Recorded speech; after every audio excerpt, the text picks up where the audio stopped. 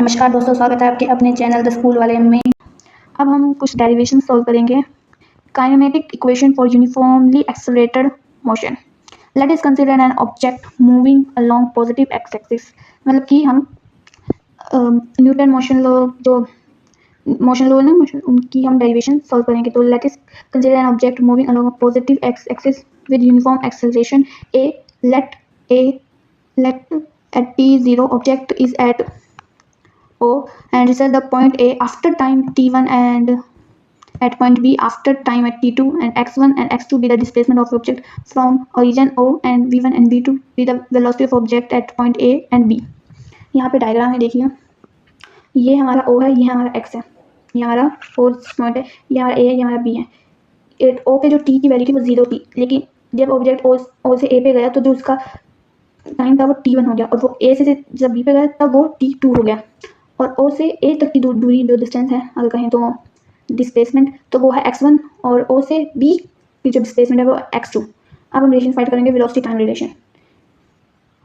Change in velocity of object in time. तो मतलब कि जो वेलोसिटी ऑफ ऑब्जेक्ट है वो टाइम के अकॉर्डिंग चेंज हो रही है, t2 - t1 upon v2 - v1। सो हम इसको नीचे ले जाएंगे, तो आपको पता है कि v2 - v1 upon t2 - t1 हमें एक्सेलरेशन मिलेगा, और यहाँ हम इक्वेशन नंबर 1 कंसिडर कर लेंगे। हम t2 को इधर ले जाएंगे, मतलब कि डिवाइड में ना मल्टीप्लाई में ले जाएंगे, और फिर उसके बाद जो v1 है वो माइनस में इधर आके प्लस में जाएगी, तो यह हमारी इक्वेशन नंबर 2 दैट। अब हम कुछ चेंजेस करेंगे, जैसे let at time t0 the object point A having velocity u and research point B after time t such that velocity of object is v। फिर हम इसको इक्वेशन नंबर में put करेंगे। जो ये जो लिखा है मैं इसको सिंपल भाषा में आपको समझाती हूँ। इसमें क्या लिखा है कि जो t1 है हम उसको 0 कंसीडर कर लेंगे, v1 को हम u मान लेंगे, एंड v2 को हम v मान लेंगे, और t2 को हम t मान लेंगे। ठीक है, तो इस इक्वेशन में अगर हम भर देंगे तो हमारे पास कुछ ये रिजल्ट आएगा। तो हमारे पास ये आ गई इक्वेशन नंबर 3, और यही हमारी वेलोसिटी टाइम रिलेशन है। ठीक है, ये सेकंड और थर्ड इक्वेशन आपको याद होनी चाहिए, आगे काम आएगी दूसरा डेरिवेशन सॉल्व करने के लिए, पोजीशन टाइम रिलेशन को फाइंड करने के लिए।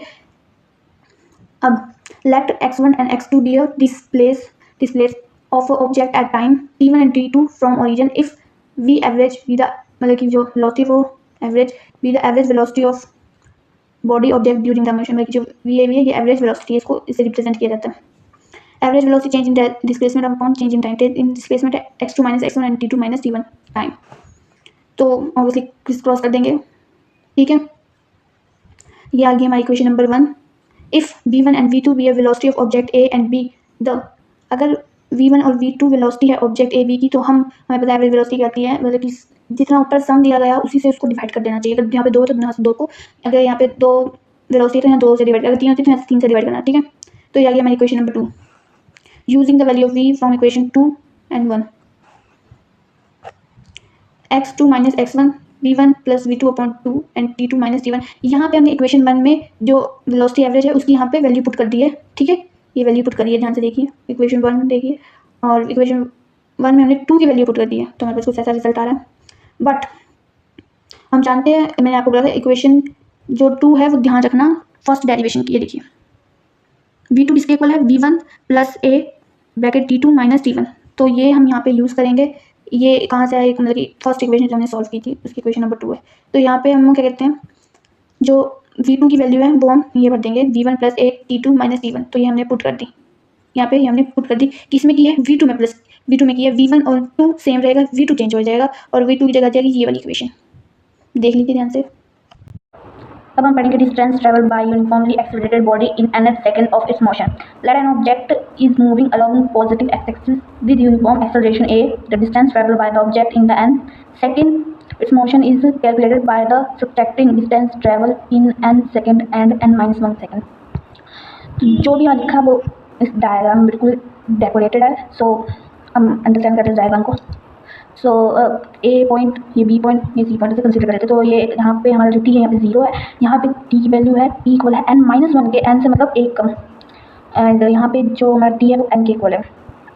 तो यहाँ पे हमने बोला है कि let an object is moving with positive X axis, positive axis not negative, with uniform acceleration. Uniform मतलब कांस्टेंट एक्सेलरेशन से वो चल रहा है, उसकी जो स्पीड है वो चेंज नहीं हुई है, वो उतनी की उतनी ही है।